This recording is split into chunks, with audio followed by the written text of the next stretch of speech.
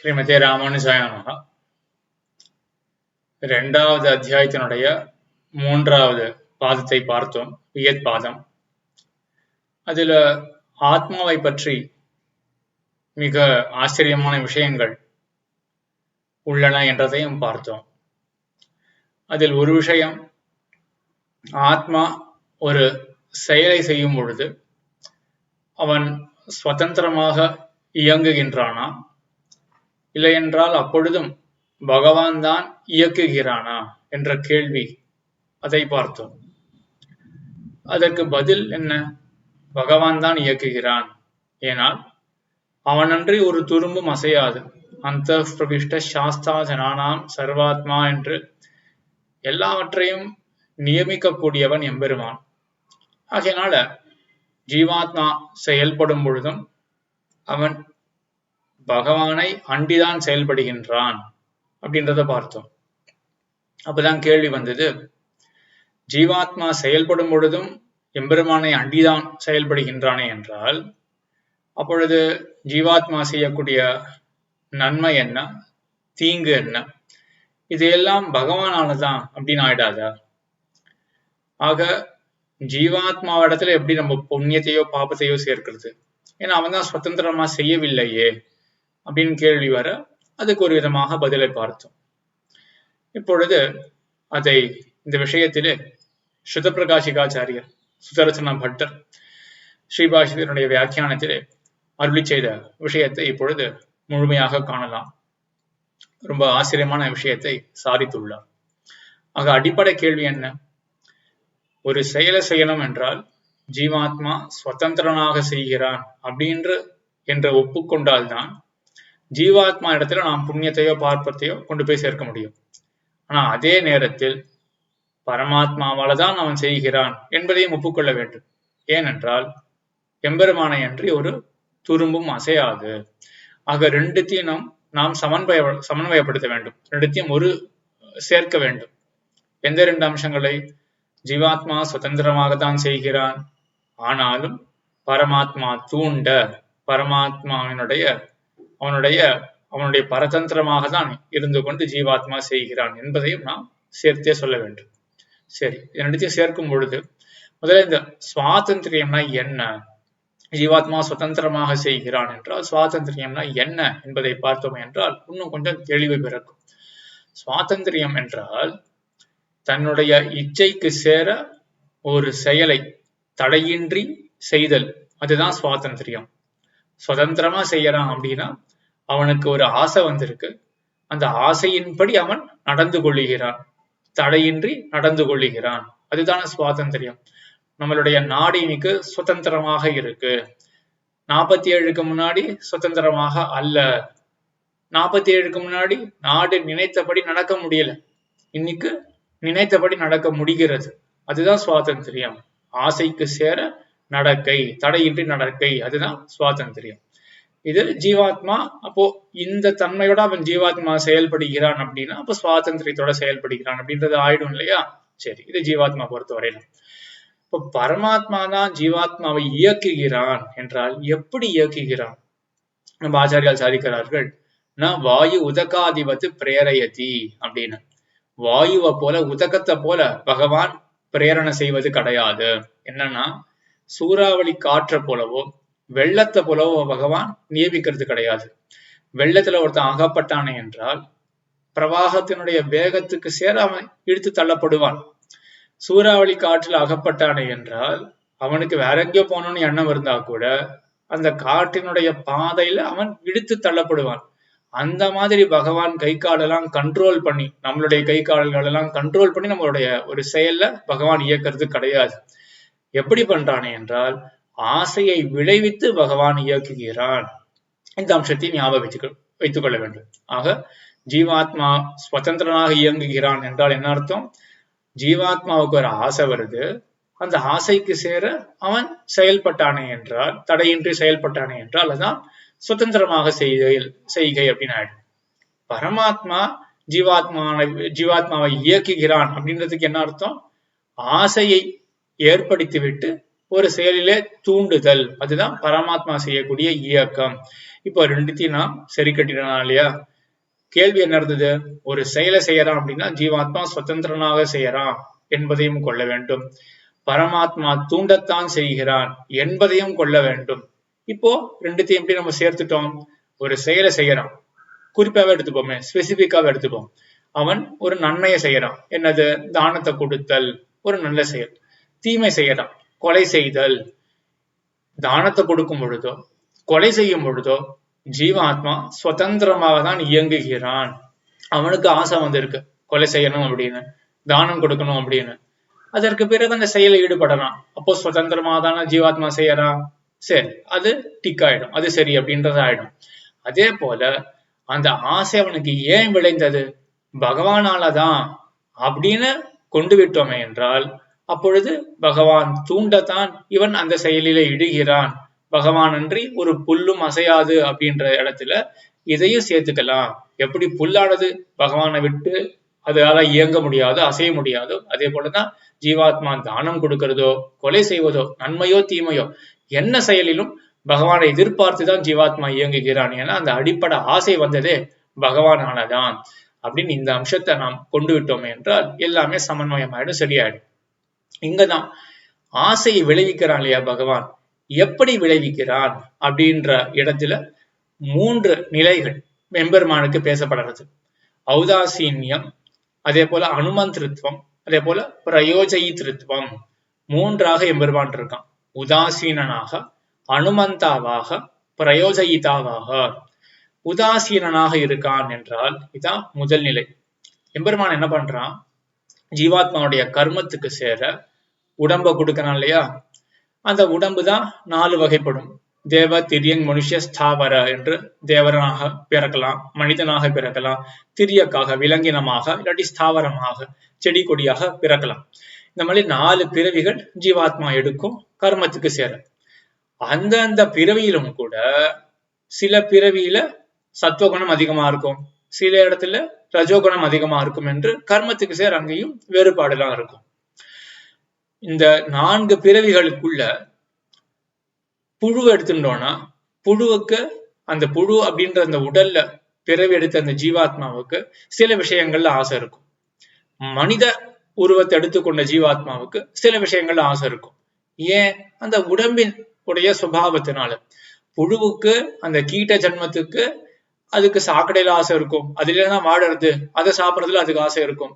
ஆனா மனிதனுக்கு அதுல ஆசை இருக்காது இல்லையா? மனிதனுக்கு சக்கரை பொங்கல், தத்தியன்னம் இதுலதான் ஆசை இருக்கும், அதுல புழுக்கு ஆசை இருக்காது.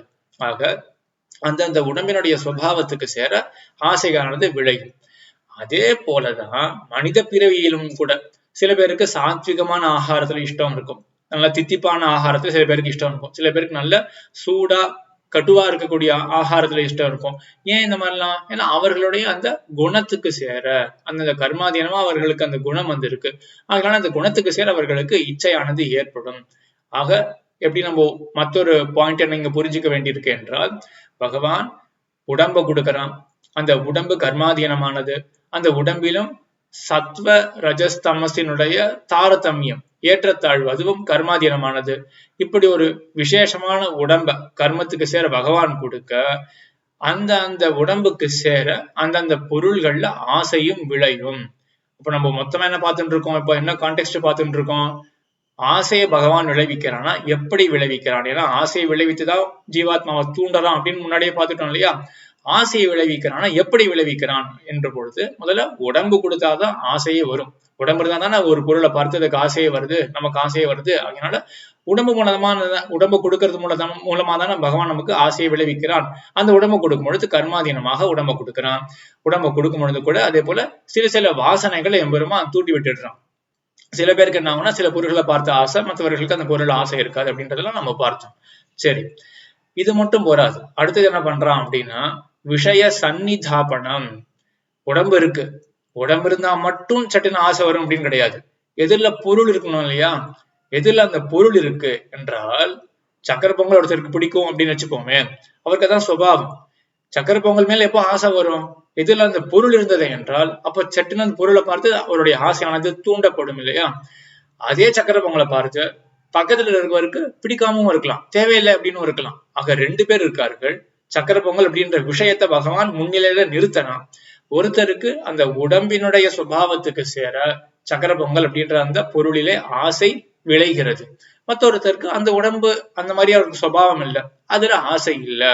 ஆக எம்பெருமான் என்ன பண்ற ஆசை விளைவிக்கிறதுக்கு இது இப்படி நான் சொன்ன இந்த சர்க்கம்ஸ்டான்ஸ் எல்லாம் பொதுவா எம்பெருமான் எல்லாத்துக்குமே பண்றான். அதான் சாதாரண உபகாரம் அப்படின்னு, சாமானிய உபகாரம் என்று நம்ம ஆச்சாரியர்கள் சொல்லுவார்கள். உடம்ப கொடுக்கை, அதே போல எதிரிலே விஷயத்தை நிலை நாட்டுகை. ஆக எதிரில் ஒரு விஷயத்தை நிலைநாட்டினானே என்றால் அதுக்கு சேர அந்த ஆத்மாவுக்கு ஒரு ஆசையானது ஏற்படும். ஆக இப்படிதான் எம்பெருமான் ஆசையை விளைவிக்கிறான். இந்த நிலையில பகவான் உதாசீனனாக இருக்கான் என்று ஆச்சாரியர்கள் சொல்றார்கள். உதாசீனன் அப்படின்னா என்னது? எதையும் இன்ட்ரெஸ்டா பாக்குறது கிடையாது. இதுல ஒரு ஔதாசீனம் அப்படின்னு சொல்றோம் இல்லையா, நாட் இன்ட்ரெஸ்டட். இந்த இடத்துல பகவானுக்கு எந்த அம்சத்துல ஒரு இன்ட்ரெஸ்ட் இல்லை என்று ஆச்சாரியர்கள் சொல்றார்கள் என்றால், இந்த ஜீவாத்மாவானவன் இந்த சக்கர பொங்கலை சாப்பிடட்டும் அப்படின்னு ஜீவாத்மா என்ன செய்ய போறான் அப்படின்ற செயல்ல பகவானுக்கு இப்ப இன்ட்ரெஸ்டே கிடையாது. அவன் உதாசீனமா இருக்கான். அவன் எதுக்காக உடம்ப கொடுத்தான், எதுக்காக எதிரில சக்கர பொங்கல் அந்த விஷயத்தை ஏன் எதிரில வைக்கிறான் என்றால், அந்த ஜீவாத்மாவுடைய புண்ணிய பாபத்துக்கு சேர உடம்ப கொடுத்திருக்கான். ஜீவாத்மாவுடைய புண்ணிய பாபத்துக்கு சேர எதிரில விஷயத்தை வைக்கிறான். விஷயம் பிடித்த விஷயமாக இருந்தது என்றால், அனுகூல விஷயமாக இருந்தது என்றால் ஜீவாத்மாவுக்கு சுகம் வரும். ஆக ஜீவாத்மாவுக்கு சுகம் கொடுக்க வேண்டும் என்பதற்காக, அப்பதானே கர்மம் கழியும். இப்போ கர்மத்துக்கு பலன் சுகமோ துக்கமோ தானே. சுகத்தை கொடுக்கணும் அப்படின்றதுக்காக ஜீவாத்மாவுடைய முன்னிலையில அவனுக்கு அனுகூலமான விஷயத்தை வைக்கிறான். அவனுக்கு ஜீவாத்மாவுக்கு துக்கம் ஏற்பட வேண்டும் என்பதற்காக ஜீவாத்மா முன்னிலையில பிரதிகூலமான வேண்டாத விஷயத்தை வைக்கிறான். இதுதான் பகவான் பண்றான். பண்ணும் பொழுது அடுத்தது ஜீவாத்மா இந்த செயல்ல ஈடுபடட்டும் அப்படின்ற எண்ணத்தோட பகவான் பண்றது கிடையாது. ஆகையினாலதான் அவன் இந்த நிலையில உதாசீனனாக இருக்கான். கர்ம பலத்துக்கு சேர சுகமோ துக்கமோ கொடுக்க வேண்டும் என்பதற்காக விஷயத்தை முன்னிலையிலே நாட்டுகிறான். விஷயத்தை முன்னிலையில் நாட்டும் பொழுது இந்த ஜீவாத்மா பெற்ற உடம்பினுடைய சுபாவத்தினால ஜீவாத்மாவுக்கு தன்னுடைய ஆசை அப்படின்றது வரும். ஆக பகவான் இப்படிதான் முதல்ல ஆசையை விளைவிக்கிறான். சரியா? இந்த நிலைதான் உதாசீனன் அப்படின்ற நிலை. ஆசை விளைந்த பிறகு எதுல சக்கர பொங்கல் இருக்கு, பிடிச்சிருக்கு, நமக்கு என்ன ஆசை வந்தாயிருச்சு, நம்ம என்ன பண்ணுவோம், அடுத்தது அதை எடுத்து சாப்பிடணும் அப்படின்றது இப்போ செயல்ல நம்ம ஈடுபடுறோம். இந்த ஜீவாத்மா சக்கர பொங்கலை சாப்பிட்டோம் அப்படின்றத பத்தி பகவான் இப்போ யோசனையே கிடையாது. ஆசை வந்த பிறகு ஜீவாத்மா முடிவெடுக்கிறான். இதான் பிரதம பிரவருத்தி. ஜீவாத்மாவுக்கு ஆசை வந்துருச்சு. ஆசை வந்த பிறகு அதை செயல்படுத்த பாக்குறான் இல்லையா, அதான் எஃபர்ட், முயற்சி. அந்த ஆசைக்கு சேர ஜீவாத்மா சக்கர பொங்கலை சாப்பிடும் அப்படின்ற செயல ஈடுபடுறான். அப்ப ஜீவாத்மா சுதந்திரம் தானே. அவனுக்கு ஆசை வந்திருக்கு, ஆசைக்கு சேர அவன் நடந்து கொள்ளறான். பகவான் தடுக்கிறது கிடையாது. அதே போல ஆசை இல்லாத ஒரு விஷயத்துல பகவான் இவனை அவன் கை காலெல்லாம் அசைச்சு அவனை செலுத்துறதும் கிடையாது. எதுவுமே பண்ணல பகவான். அவன் சுதந்திரமா ஜீவாத்மா என்ன பண்றான்னா அந்த செயல்ல இறங்குறான். எதிர இருக்கிற சக்கர பொங்கலை சாப்பிடணும் அப்படின்ற செயல்ல இறங்குறான். இந்த செயல்ல இறங்குறானே அப்படின்னா, சாப்பாடு அப்படின்றது கைய, அத சாப்பிடுறதுன்றது கைய நீட்டி எதில் இருக்கிற பொருளை வாங்கி வாய் வரைக்கும் மறுபடியும் கொண்டு வரணும் இல்லையா. இது ஒரு பெரிய ப்ராசஸ். நம்ம தான் நினைச்சுட்டு இருக்கோம், இப்படி கை இப்படி நீட்டுறேன், மறுபடியும் முடக்கிற, நானே பண்றேன் அப்படின்னு நம்ம நினைச்சுட்டு இருக்கோம். நம்மளால எல்லாம் பண்ண முடியாது. ஒவ்வொரு நொடியும் உள்ள இருக்கிற பரமாத்மா செலுத்தினாதான் இந்த கை இங்க இருந்து மூவ் ஆகும், மறுபடியும் திருப்பி வரும். இதெல்லாம் பரமாத்மா தான் செய்யறான். ஆனா நமக்கு ஒரு மாதிரி இக்னாரன்ஸ், நம்ம நினைச்சுட்டு இருக்கோம் நானே பண்றேன் அப்படின்னு நினைச்சுட்டு இருக்கோம். நம்ம ஒண்ணுமே பண்ணல. நம்ம என்ன பண்றோம் அப்படின்னா, முதல்ல அந்த சக்கர பொங்கல் சாப்பிடணும்னு ஆசை வந்த பிறகு ஃபர்ஸ்ட் எஃபர்ட் போடுறோம். பிரதம பிரவருத்தி, சாப்பிட வேண்டும் அப்படின்ற மாதிரி இந்த எண்ணத்தோட நம்ம ஒரு எஃபர்ட் போடுறோம் இல்லையா. இந்த எஃபர்ட் போட்ட பிறகு பகவான் என்ன பண்றான்னா, சரி நீ கண்டினியூ பண்ணு, நீ மேலும் இதிலேயே தொடருவாய் அப்படின்னு அவன் அனுமதி பண்ணறான். அனுமதி பண்ணும்பொழுது பகவானுடைய நிலை என்னவா இருக்கு, சரி இந்த ஜீவாத்மா சக்கர பொங்கல் சாப்பிடட்டும் அப்படின்னு இப்பதான் அவன் செயல்லே ஒரு எண்ணத்தை கொண்டு வரான். இதுதான் விசேஷ உபகாரம் அப்படின்னு சொல்லுவார்கள். என்னன்னா, இது வரைக்கும் பகவானுக்கு இந்த ஜீவாத்மா இந்த செய்யணும் அப்படின்ற எண்ணமே கிடையாது. இவனா முடிவெடுக்கிறான் இல்லையா, அதற்கு பிறகு சரி நீ மேற்கொண்டு செய்ய அப்படின்னு அனுமதி பண்றான் இல்லையா. இதான் 2வது நிலை, அனுமந்திருத்துவம். ஆக நம்ம செயல்பாட்டுக்கு முன்னாடியும் ஆசை இருந்தாதான் செயல்படுவோம். அந்த ஆசை விளைந்ததுக்கு காரணம் என்ன அப்படின்றதான் பார்த்துட்டோம். ஆசை விளைந்த பிறகு நம்ம சின்ன ஒரு இன்ஸ்டன்ட்ல ஒரு க்ஷணத்துல என்ன பண்றோம்னா ஒரு முடிவெடுக்கிறோம். சரி, நான் மேற்கொண்டு இதை ப்ரொசீட் பண்ண போறேன் அப்படின்னு. இங்க மட்டும் தான் நம்ம சுதந்திரமா இருக்கும். அதற்கு பிறகு அதை ப்ரொசீட் பண்ணணும்னு முடிவு பண்ணிட்டோம். அதை அமுல்படுத்தணும் இல்லையா, அதை இம்ப்ளிமெண்ட் பண்ணணுமே, செயல்படுத்தணுமே, அதுக்கெல்லாம் நம்ம சக்தி கிடையாது. பகவானுடைய அனுமதி இருந்தா தான் மொத்தத்தையும் பண்ண முடியும். அப்ப பகவானாலதான் நம்ம செயல்படுறோம் அப்படின்றது சரியா இருக்கு இல்லையா. இதுதான் உதாசீன தசை, அனுமந்திருத்துவம் அப்படின்ற தசை. மறுபடியும் சொல்ற, உதாசீன தசையில பகவான் எப்படி இருக்கான், அவன் பொதுவா உடம்ப கொடுத்துடுறான், விஷயத்த நமக்கு முன்னே நிறுத்திடுறான். விஷயத்தை நிறுத்தும் பொழுது என்ன எண்ணத்தோட பகவான் நிறுத்தினான், இவனுக்கு சுகமோ துக்கமோ விளையறதுக்காக நான் விஷயத்தை நிறுத்துகிறேன், இதான் அவனுக்கு எண்ணம். ஜீவாத்மா செயல்பட வேண்டும் அப்படின்ற எண்ணம் அவனுக்கு கடவே கிடையாது. அது உதாசீன தசை. அந்த சுகமோ துக்கமோ பெறும் பொழுது நமக்கு ஆசை வந்துடும். அந்த பொருள் இருக்கவே நமக்கு ஆசை வந்துடும். சுகம் அப்படின்னாலே என்ன, எதிர் இருக்கக்கூடிய ஒரு வேண்டிய பொருள் இருக்கு அப்படின்னு அறிவு இருக்கு இல்லையா, அனுகூல விஷய ஞானம், அதுதான் வந்து சுகம் அப்படின்னு சொல்லுவார்கள். எதிரில எனக்கு வேண்டிய பொருள் இருக்கு, சுகம், அவ்வளவுதான், முடிஞ்சு போச்சு. அப்ப சுகத்தை கொடுத்துறான் பகவான். எதிரில வேண்டிய பொருள் இருக்கு அப்படின்னா ஆப்வியஸா நமக்கு அதுல இச்சை ஆசை ஏற்படதான் செய்யும். அதை யாருமே தடுக்கவே முடியாது. அது உடம்பினுடைய சுபாவம். ஆசையும் ஏற்பட்டாச்சு. ஆனா இந்த ஆசை ஏற்படுத்தணும் அப்படின்ற ஸ்பெசிபிக்கா பகவானுக்கு ஆசை ஏற்பட்டு இந்த செயலை செய்யணும் அப்படின்றதுலாம் பகவானுக்கு இன்டென்ஷன் கிடையாது. உதாசீன அந்த செயல். ஆசை ஏற்பட்ட பிறகு ஜீவாத்மா முடிவெடுக்கிறான், நான் அப்படி செய்ய போறேன் அப்படின்னு. அதுக்கு பிறகு பகவான் அதை அனுமதி பண்றான். சரி, நீ ப்ரொசீட் பண்ணு அப்படின்னு அனுமதி பண்றான் இல்லையா. இதான் உதாசீன தசை. அதுக்கப்புறம் அனுமந்திருத்துவம் அப்படின்ற தசை. மூன்றாவது ஒரு நிலை இருக்கு, பிரயோஜயித்ருத்வம் அப்படின்ற நிலை. உதாசீனா பகவான் இருக்கான், பெரும்பாலும் அப்படிதான் இருப்பான். அந்த கர்மத்துக்கு சேர சுக்கமோ துக்கமோ கொடுக்கணும் அப்படின்றதுக்காக ஜீவாத்மா முன்னிலையில விஷயங்களை சன்னிதாபனம் வைப்பான். ஆனா சில பேருக்கு பகவான் என்ன பண்ணுவான் அப்படின்னா, அவன் தன்னுடைய ஒரு அனுகிரகத்தினாலேயே இல்லாட்டி நிகிரகத்தினாலேயே ஆசையை தூண்டுவான்.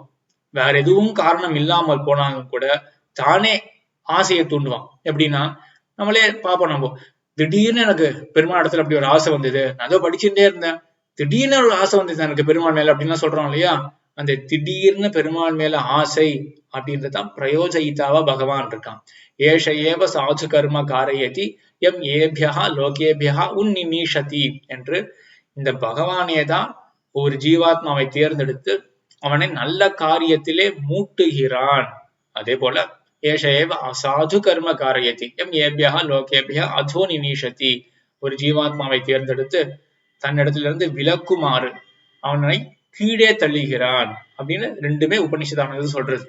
எப்படி அவன் வந்து இயக்குகிறான் ஜீவாத்மாவை என்றால், அந்த நிலையிலும் மறுபடியும் அவன் கை காலை கண்ட்ரோல் பண்ணிட்டு அவனுக்கு அப்படியே கோயிலுக்கு தூக்கிட்டு போய் பிரதட்சணம் பண்ண வச்சு தன்னுடைய திருவடியில சேர்த்து அந்த மாதிரிலாம் பண்ண மாட்டான். என்ன பண்ணுவான் அப்படின்னா, அங்கேயும் அந்த நிலையிலும் ஆசையை கிளப்பி விடுவான்.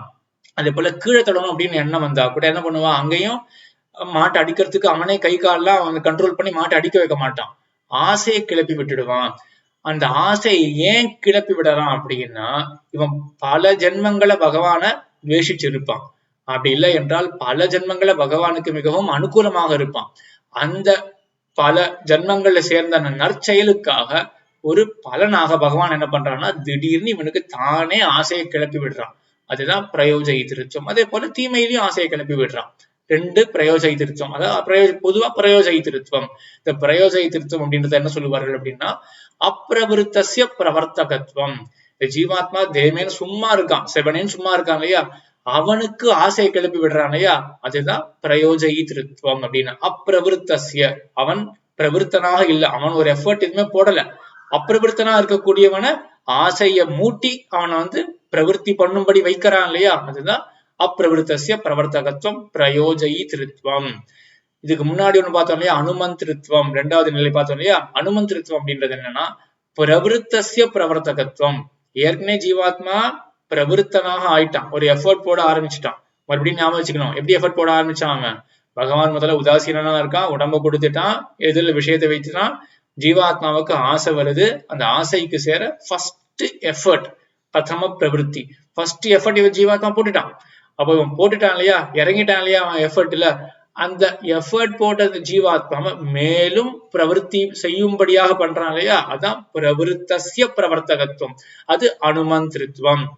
பிரயோஜயித்திருத்தம் என்றது அப்பிரவருத்தசிய பிரவர்த்தகத்துவம். ஜீவாத்மா செவனேன்னு சும்மா இருக்கான், அப்பொழுது சரி இவன் வந்து இந்த செயலில இவனை தூண்டுவோம் அப்படின்னு ஆசையை கிளப்பி விடுறான் இல்லையா, அதுதான் அப்பிரவருத்தசிய பிரவர்த்தகத்துவம் பிரயோஜயித்திருத்தம் என்று.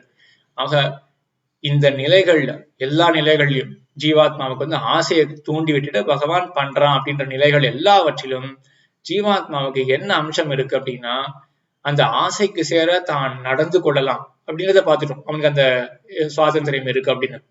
அதே போல அந்த ஆசைய தடுத்து அதுபடி நடக்க வேண்டாம் அப்படின்னு நிவர்த்தியும் ஆகலாம். அந்த சக்தியும் ஜீவாத்மாவுக்கு இருக்கு. நம்ம ஆச்சாரியர்கள் ஒரு உதாரணம் காட்டுறார்கள். எப்படின்னா, எதிரில அன்னம் இருக்கு, பசியோட ஒருத்தன் இருக்கான், எதிரில அன்னம் இருக்கு, சாதம் இருக்கு. அந்த சோற்றை சாப்பிட வேண்டும் அப்படின்ற ஆசை கண்டிப்பா வரும். அதை இவன் சாப்பிடறதுக்கு போகலாம். ஆனா அதே நேரத்துல அந்த அன்னமானது விஷத்துடன் கூடினது, அங்க விஷமானது கலந்திருக்கு அப்படின்னு தெரிஞ்சால் இவன் நிவர்த்தி ஆவானா மாட்டானா? அதே போலதான் ஒரு விஷயத்துல ஆசை வந்துடுது, ஆனா அது தவறு அப்படின்னு தெரிந்த பிறகு அதுல இருந்து நிவர்த்தி செய்ய முடியும் இல்லையா? இதுதான் பகவான் எதிர்பார்க்கிறான் என்று நம்ம ஆச்சாரியர்கள்லாம் சொல்றார்கள்.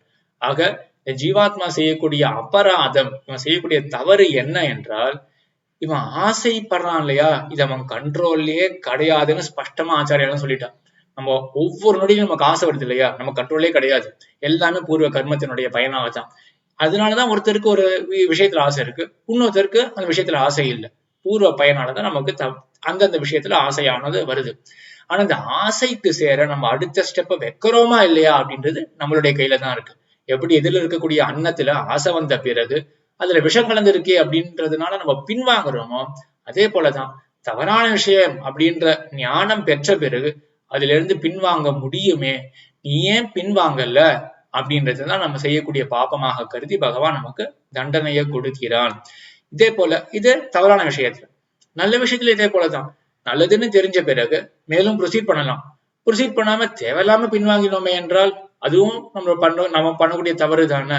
அப்போ நம்ம மேற்கொண்டு அந்த நல்ல பாதையில நம்ம போக முடியாம நம்மளே தடை பண்ணிக்கிறோம் அப்படின்றதுதான் அர்த்தமாயிடும். ஆக நம்ம இடத்துல எம்பெருமான் என்ன எதிர்பார்க்கலாம் அப்படின்னா, அந்தந்த ஆசையை அப்பப்போ கொடுப்பான் எம்பெருமான். அதனால நமக்கே தோணும், நான் பாட்டு ஒழுங்கா தானே இருந்தேன், திடீர்னு விபரீதமான ஆசை வருதே ஏன் அப்படின்னா, அதுதான் இந்த நிலைகள் தான் நம்ம புரிஞ்சுக்கணும். அனாதி காலமா இருக்கக்கூடிய பாப்பத்தினால திடீர்னு விஷய சன்னிதாபனம் ஏற்படும். அந்த விஷய சன்னிதாபனம் ஏற்படுறதுனால தன்னுடைய உடம்புல வந்து விகாரம், அந்த சுபாவத்தினால ஒரு ஆசையானது வரலாம், ஒண்ணும் பண்ண முடியாது. அதே போலதான் திடீர்னு பகவானா அனாதி காலத்துல ஏதோ ஒரு பாகவத அவதாரம் பட்டிருக்கும் அப்படின்னு வச்சுப்போமே, நம்ம நினைச்சுட்டு போனால பட்டப்பட்ட திருமண் கவசாதின்னு இருக்கேன், எனக்கு ஏன் ஆசை வரும் அப்படின்னு நமக்கு தெரியாது. அனாதி காலத்துல ஏதோ ஒன்று பண்ணி வச்சிருப்போம்.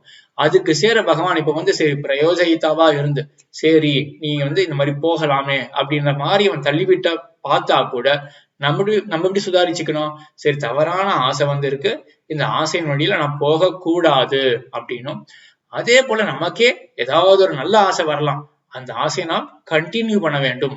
ஆஹா, அதுல வந்து பிரதம பிரவருத்தி ஃபர்ஸ்ட் எஃபர்ட் போட்டுருணும். இதுல நல்ல ஆசையில ஃபர்ஸ்ட் எஃபர்ட் போட்டுருணும். தவறான ஆசையில அந்த ஆசையை நம்ம கட்டுப்படுத்திக்கணும். இதுதான் நாம் செய்ய வேண்டியது என்பதை நாம் புரிந்து கொள்ள வேண்டும். இதான் அந்த பராயத்தாதிகரணம் அப்படின்ற அதனுடைய பகுலமான நிறைய விஷயங்கள் சொல்லப்பட்டது இங்க சுத பிரகாஷிக்கைய அடியொற்றி. ஆக ஜீவாத்மா சுதந்திரமாக தான் இயங்குறான். எப்படி சுதந்திரமாக இயங்குறான் அப்படின்னா, தன்னுடைய ஆசைக்கு சேர என்ன வேணுமோ பண்றான் அந்த ஜீவாத்மா. ஆனால் அந்த ஆசைன்றது இருக்கு இல்லையா, அது இவன் கண்ட்ரோல்லே கிடையாது. அப்பப்போ இவன் அந்த ஆசைகள் வந்துதான் இருக்கும், அது இவன் கண்ட்ரோல்லே இருக்காது. அந்த ஆசைக்கு சேர நடக்கிறதோ இல்லாட்டி பின்வாங்கிறதோ அது இவன் கண்ட்ரோல்ல இருக்கு. அதனால இவன் சுதந்திரம் தான். அதே போல பகவான் அன்றி ஒரு புல்லும் அசையாது அப்படின்றதுக்கும் சேர பகவானுடைய கண்ட்ரோல்ல தான் இவன் ஜீவாத்மா இருக்கான் என்பதையும் நம்ம ஆச்சாரியர்கள்லாம் ஒரு சேர காட்டினார்கள். ஆழ்வார் திருவடிகளே சரணம், எம்பெருமானார் திருவடிகளே சரணம், ஜீயர் திருவடிகளே சரணம்.